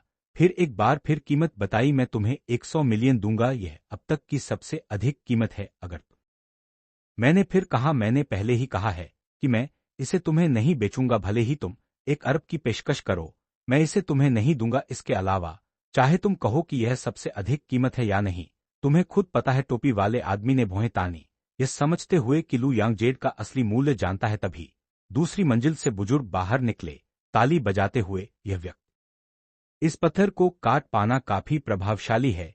शाओजिलिन का चेहरा और भी बदतर हो गया। वह स्वाभाविक रूप से सून बुजुर्ग की प्रतिष्ठा जानता था, यहां तक कि सून बुजुर्ग ने लू यांग के जेड की पुष्टि की। इसका अर्थ था कि इस पत्थर में शायद कोई गलती नहीं है। सून बुजुर्ग, क्या तुम सुनिश्चित हो कि यह सम्राट अमर सोना है? सून बुजुर्ग ने शाओजिलिन को देखा, क्या तुम इस बूढ़े आदमी पर शक कर रहे हो? भले ही यह बूढ़ा आदमी काफी वृद्ध है, मेरी आंखें अभी भी अंधी नहीं हुई हैं। मैं अभी भी इस जेड को पहचान सकता हूं। उपस्थित सभी लोग सून बुजुर्ग की पत्थर जुआ में प्रतिष्ठा से परिचित थे, और चूंकि सून बुजुर्ग ने इसे सम्राट अमर सोना बताया, सभी और अधिक चकित थे। टोपी वाला व्यक्ति सून बुजुर्ग को दे मैंने तुरंत लिन फेफेई को याद दिलाया, क्या किसी ने उसका पीछा किया?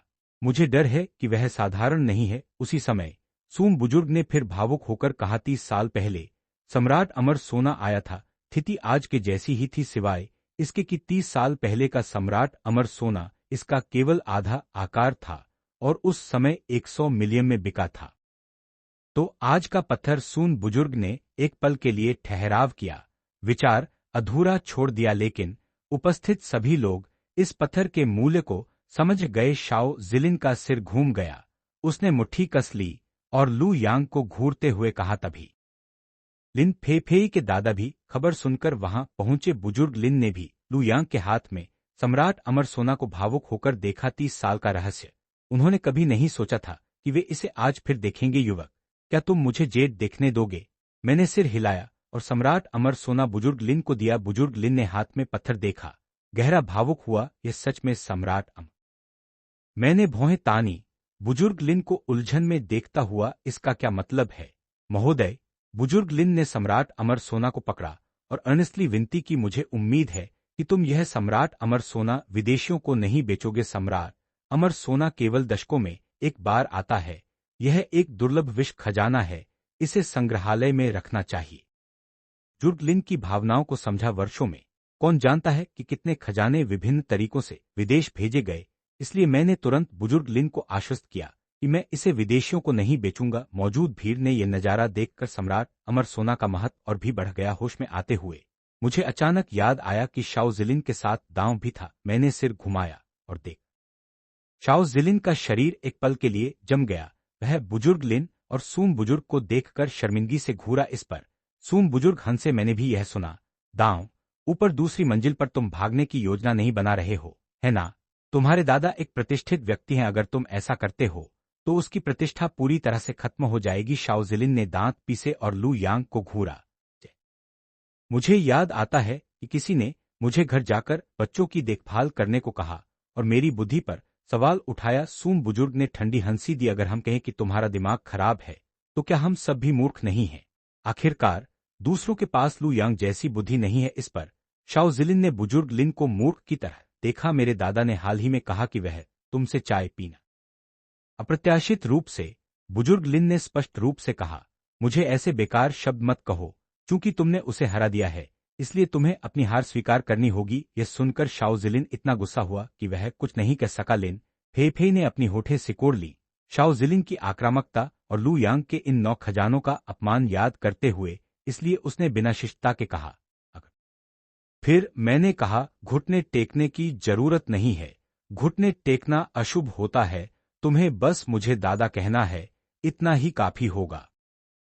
हालांकि शाओ जिलिन पूरी तरह से अनिच्छुक था, उसके पास अब कोई विकल्प नहीं था, इसलिए उसने दांत पीसकर शब्द निकलवाया, दादा। तुरंत बाद वह बिना मुड़े चला गया। इस पर बुजुर्ग लिन ने मुझे मुस्कुराते हुए देखा, युवक, क्या तुम इस पत्थर को बेचने की योजना रखते हो? इसे मुझे क्यों नहीं बेचते? बुजुर्ग लिन ने अपने हाथ रगड़े, क्योंकि 30 साल पहले उन्होंने सम्राट अमर सोना नहीं। बुजुर्ग लिन, तुम मुझसे इसे क्यों छीन रहे हो? मैंने इसे पहले देखा था। सूम बुजुर्ग ने होठ सिकोड़ते हुए फिर बुजुर्ग लिन की ओर देखा, क्या यह तुम्हारी दोस्त है? तुम उससे बात क्यों नहीं करते और उसे सम्राट अमर सोना हमें बेचने के लिए कहते हो? लिन फेफे स्तब्ध रह गई। दादा, यह क्या है? ऐसे समय में मुझे बाहर निकालना। बुजुर्ग लिन शायद सोचते थे कि पुरातन काल से ना, इसलिए अगर लिन फेफे लू यांग से बात करती तो लू यांग शायद मना नहीं कर पाता। इस पर मैंने बुजुर्ग लिन को हाथ काट कर दिया। बुजुर्ग लिन महोदय, भले ही यह सम्राट अमर सोना बहुत मूल्यवान है, मैं इसे बेचने का इरादा नहीं रखता। वास्तव में मैं इसे अपने पिता लू जिली को देना चाहता हूं। मुझे पता है कि मेरे पिता संग्रह करना पसंद करते हैं, खासकर सम्राट अमर। लेकिन सून बुजुर्ग ने फिर भी कीमत बताने की कोशिश की। मैं तुम्हें 300 मिलियन दूंगा। युवक, इसे मुझे बेचो। बुजुर्ग लिन की आंखें फैल गईं। वह मूल रूप से उस कीमत की पेशकश करने वाले थे। उन्हें उम्मीद नहीं थी कि सूम बुजुर्ग उनसे पहले कीमत बताएंगे। मैंने दोनों बुजुर्गों को फिर से झुककर धन्यवाद दिया। मैं तुम्हारी मंशा समझता हूं, निश्चित रहो, मेरे पिता घर पर संग्रह करना। लिन फेई, जो पास खड़ी थी, ने बुजुर्ग लिन को फुसफुसाते हुए बताया। जब बुजुर्ग लिन ने जाना कि वह लूजिली हैं, तो वे राहत महसूस करने लगे। फिर मुझे देखा, उनकी आंखें फिर से चमक उठी। आह, ठीक है मेरी पोती, तुम्हारी उम्र के आसपास है। जब तुम्हें समय मिले तो उसे बाहर घुमाने ले जाना। तुम क्या सोचते हो? बुजुर्ग लिन शायद लू यांग जैसे युवा प्रतिभा को शामिल करना चाहते थे। लिन फेफे ने उनकी तरफ खांसी की। उसका चेहरा चमक उठा। दादा, अब क्या चाल चल रहे हो? क्या ये नहीं बस मुझे खुलकर शादी करवाना है? मैंने पास खड़ी 9 खजानों को देखा, फिर धीरे धीरे कहा, मुझे हमेशा अपनी 9 भतीजियों के साथ रहना पड़ता है। जिटिंगली की आंखें पास में चमक उठीं और जिटिंगली ने परिवार की उम्मीदों को नहीं भूला। सम्राट अमर सोना मिलना एक अप्रत्याशित खुशी थी, लेकिन मुख्य काम को भूलना नहीं था। 300 मिलियन उनके परिवार के लिए कोई बड़ी बात नहीं थी।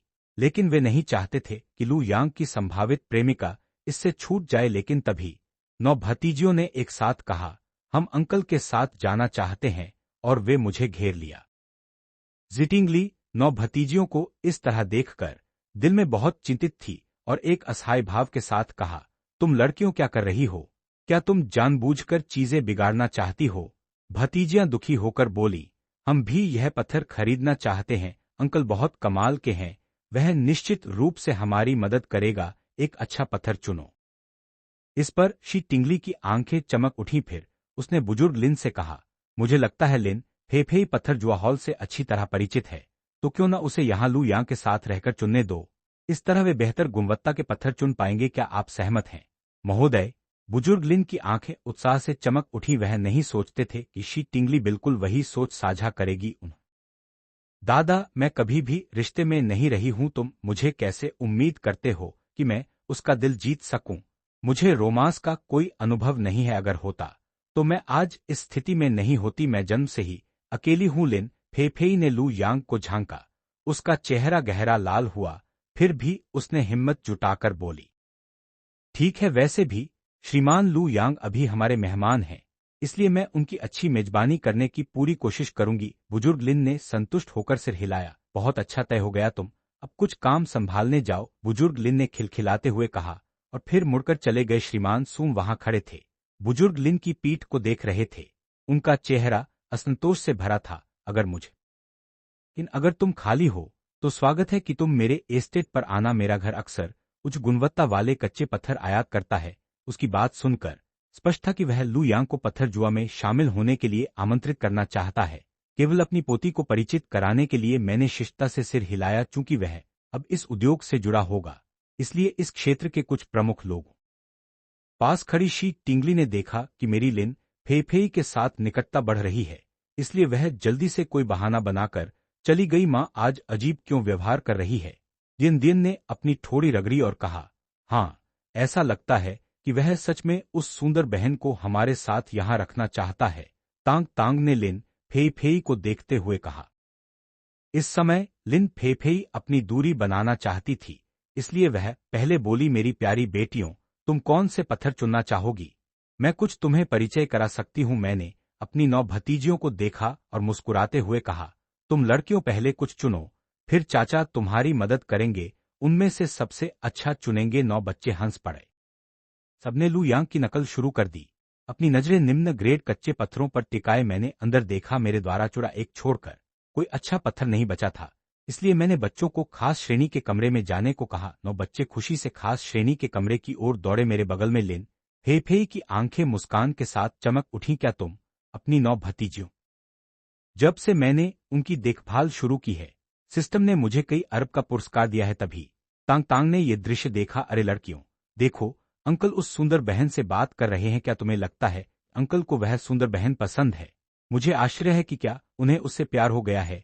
युवे ने खुशी से जोड़ा, वह सुंदर बहन और अंकल बहुत अच्छे लगते हैं, वे बहुत सुंदर है। अगर हम अंकल की तरह एक ऐसा पत्थर पा सके जो भाग्य लेकर आए, तो सभी हमें तारीफ करेंगे। वे अपने चेहरे पर बहुत गंभीर अभिव्यक्ति भी लगाए। आसपास के लोग चर्चा में व्यस्त थे। देखते हैं कि वे जो कच्चे पत्थर चुनते हैं वे बेकार हैं या नहीं, और क्या वे बाद में रोएंगे? क्या आप सभी सहमत नहीं हैं कि यह एक बेहद सुंदर दृश्य है? क्या किसी ने ऐसा देखा है? एक अंकल जो 9 भतीजियों के साथ सड़क पर चल रहा है, वे उनकी चर्चा कर रहे होंगे। उनके पास एक प्रतिभाशाली अंकल है। मैं सच में उन बच्चों से ईर्ष्या करता हूं। सभी की टिप्पणियां सुनकर लिन फेफेई ने लू यांग को अपने दिल में बहुत अंक दिए। अगर मैं सच में लू यांग के साथ होती और हमारे बच्चे होते, क्या लू यांग हमारे बच्चों का इतना ध्यान रखेगा? यह सोचते ही लिन फेफेई तुरंत सिर हिलाने लगी। मैं ऐसे शर्मनाक विचार कैसे कर सकती हूँ? उसी समय तांग तांग दौड़ी, अंकल, मैंने अपना चयन पूरा कर लिया है। फिर उसने लिन फेफेई को देखा, आंटी, तुम मेरे द्वारा चुने गए पत्थरों के बारे में क्या सोचती हो? लिन फेफेई थोड़ी देर के लिए स्तब्ध रही, फिर उसने खुद को संभाला। आंटी, जाहिर है मुझे लगता है कि तुम सच में मेरे अंकल को पसंद करती हो, और मेरे अंकल को भी तुमसे नफरत नहीं लगती, इसलिए तुम दोनों एकदम मेल खाते हो। अंग ने खेल खेल में हंसते हुए कहा। मैंने लिन फेफेई पर नजर डाली और उसका लाल चेहरा देखकर मुझे एक अजीब सुकून महसूस हुआ। सच कहूं तो मुझे लगता है कि तुम उनकी आंटी बनोगी तो यह काफी अच्छा होगा। तुम क्या सोचती हो? लिन फेफेई ने पैर पटक दिया। कौन उनकी आंटी बनना चाहेगा? जैसे ही उसने यह कहा, लिन फेफेई को तुरंत पछतावा हुआ, डरते हुए। अब लिन फेफेई सच में स्तब्ध थी। वह अपने शब्दों की कीमत चुका रही थी और अब उसे अपनी सच्ची भावनाएं दिखाने की कोशिश करनी थी। उसी वक्त युए भी दौड़ी। अंकल, मैंने भी अपना चुनाव पूरा कर लिया है आंटी, तांग तांग ने कहा। तुम पत्थरों की विशेषज्ञ हो, क्या तुम हमारी मदद कर सकती हो? पार लिन फेफेई ने तुरंत सहमति दी और जल्दी से युए की मदद करने लगी।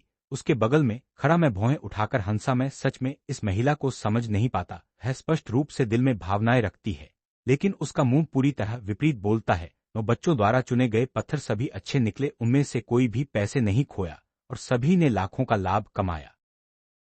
आंखें चमक उठीं और उसने मुझे देखा। उसी समय सिस्टम की आवाज ने मुझे सूचना दी। बधाई हो मास्टर, बच्चों से प्रशंसा पुरस्कार मिला, एक लैम्बोर्गिनी। मैंने आश्चर्य से भौहें उठाई। मुझे उम्मीद नहीं थी कि इन भतीजियों को बाहर ले जाना इतना बड़ा लाभ देगा। तभी मेरा फोन फिर बजा। यह लैम्बोर्गिनी डीलरशिप से कॉल था, जिसने मुझे कार लेने के लिए कहा। आसपास के पहले बीजिंग के उपनगर में एक विला और अब लैम्बोर्गिनी। लिन फेफेई और भी हैरान थी। उसने कल्पना भी नहीं की थी कि लू यांग स्नातक के तुरंत बाद इतनी संपत्ति रखेगा। मैंने जल्दी से एक बहाना बनाया कि मैंने दोस्तों के साथ निवेश किया है और कंपनी से पैसा आ रहा है। फिर मैंने विषय बदल दिया। आज कुछ पैसा कमाया है, चलो बाहर जाकर सड़कों पर घूमते हैं। बच्चे तुरंत खुशी से ताली बजाने लगे। जब बात स्वादिष्ट भोजन की होती है तो कौन सा बच्चा मना कर सकता है? मैंने अपने बगल में खड़ी लिन फेफेई की ओर देखा। क्या तुम हमारे साथ आना चाहोगी? लिन फेफेई ने आश्चर्यचकित होकर ब्लश किया और कहा, मैं जरूर आना चाहती हूं। तांग तांग ने मुस्कुराते हुए।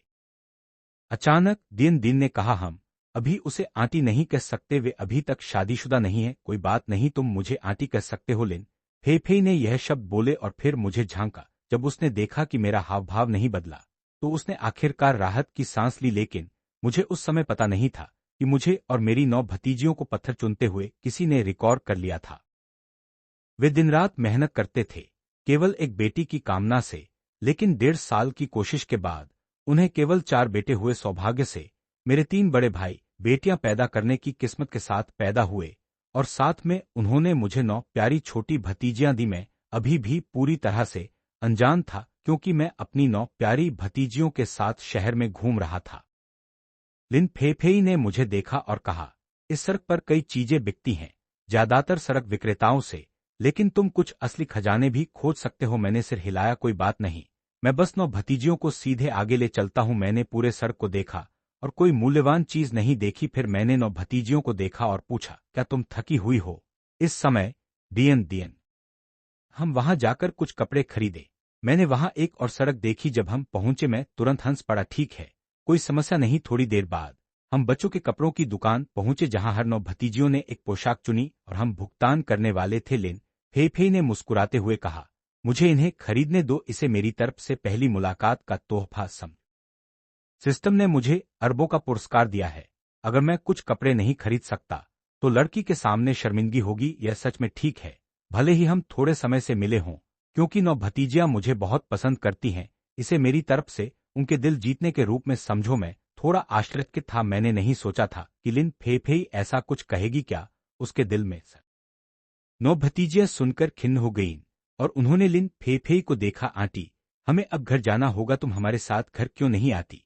हाँ आंटी, हमारा घर बहुत बड़ा है, तुम वहां आराम से रह सकती हो, कृपया हमारे साथ वापस आओ, हम सब तुम्हें बहुत पसंद करते हैं। अगर तुम हमारे साथ वापस नहीं आओगी तो अगर चाचा को कोई और महिला ले गया तो ये बहुत बड़ा नुकसान। इस समय मुझे अभी तक पता नहीं था कि मेरा परिवार पहले ही मेरी चर्चा